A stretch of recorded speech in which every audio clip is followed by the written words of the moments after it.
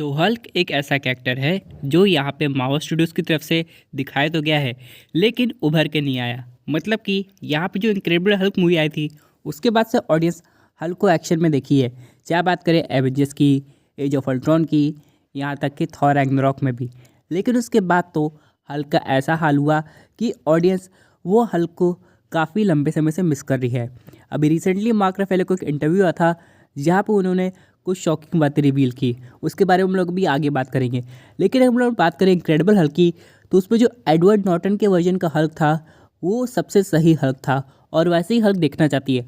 हालांकि बात करें हम लोग मार्क रफेलो की, तो उनका हल्क भी काफ़ी ज़्यादा दमदार है, लेकिन वो अभी भी अपनी फुल पोटेंशियल में नहीं दिखाई दिया कि वो क्या कुछ कर सकता है, क्योंकि मार्वल अभी भी एक तरीके से एवेंजर्स एंड गेम के प्रोफेसर हल्क पे ही अटका हुआ है। हाँ, बहुत सी ऑडियंस इस बात को मानती है कि उनकी ज़रूरत थी स्नैप को रिवर्स करने के लिए, लेकिन वही दूसरी तरफ ऑडियंस का ये मानना है कि एटलीस्ट शी हल्क के फिनाले के बाद तो उनको इनक्रेडिबल हल्क में कन्वर्ट कर देना चाहिए था, ताकि ऑडियंस में एक हाइप बनी रहे कि अगली बार जब हम लोग को हल्क किसी भी एमसीयू मूवी में दिखाई देगा तो वो शांत वाला नहीं होगा बल्कि एक इनक्रेडिबल हल्क होगा। लेकिन जिस तरीके से सुई प्रोफेसर हल्क पर अटकी हुई है, उस हिसाब से देखा जाए तो यहाँ पे ऑडियंस को एकदम उम्मीद नहीं है कि आगे हल्क का कुछ होने वाला है। हालांकि अभी बहुत से प्रोजेक्ट्स आने वाले हैं। ऊपर से मार्वल ने हल्क के बेटे स्कार को भी दिखा दिया है, जिसका पहले ऑडियंस काफ़ी मजाक बनाई थी, लेकिन बाद में अभी भी उसकी कोई भी वैल्यू नहीं है। हालांकि यहाँ पे बात करें मिस मार्वल, जो कि यहाँ पे नए यंग एवेंजर्स को रिक्रूट करने के लिए निकली हुई है, उसके पास एक डेटाबेस भी है और यहाँ पे एक बात की तो गारंटी है कि स्कार के बारे में भी उसके पास कोई इन्फॉर्मेशन ज़रूर होगी। जैसे वो केट बिशप के पास गई, उसके बाद यहाँ पे वो एंटमैन की डॉटर के बारे में बात करी थी, वैसे वो स्कार के पास भी जाएगी।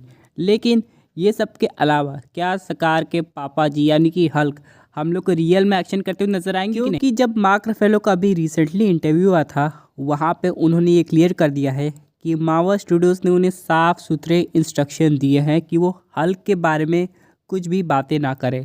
अब मार्क रफेलो हो चाहे टॉम हॉलैंड हो, आप लोग तो जानते हैं ये दोनों एमसीयू में अपने स्पॉइलर वर्ड्स के लिए काफ़ी ज़्यादा फेमस है, जिसकी वजह से मार्वल स्टूडियोज़ को इनके मुंह पे ताला लगाना पड़ा और इन्होंने बोल दिया कि चाहे कोई भी बात हो तुम हिंट में मत, क्योंकि हिंट देते वक्त तुम भी बहुत सारी चीज़ें रिवील कर देते हो। और वहीं दूसरी खबर ये आ रही है कि जो यूनिवर्सल पिक्चर्स है जिसके पास हल्क के राइट्स थे, यानी कि वही सोलो हल्क मूवी बना सकता था, उसके राइट्स की जो अवधि थी वो 2023 तक थी।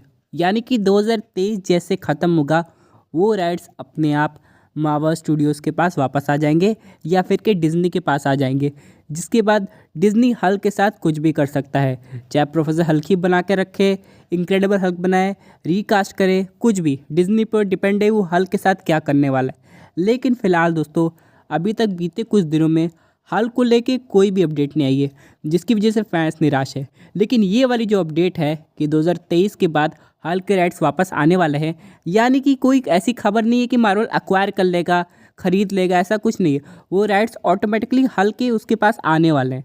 तो यहाँ पे सबसे पहली बात, मार्वल के पास इतना टाइम था कि वो यूनिवर्सल पिक्चर्स के साथ कोलैब करके एक सोलो हल्क मूवी बना सकता था, लेकिन उसने ऐसा नहीं किया क्योंकि मार्वल को लगा कि अभी उस हल्क मूवी की ज़रूरत नहीं है, अभी नए कैरेक्टर्स का आना ज़्यादा ज़रूरी है।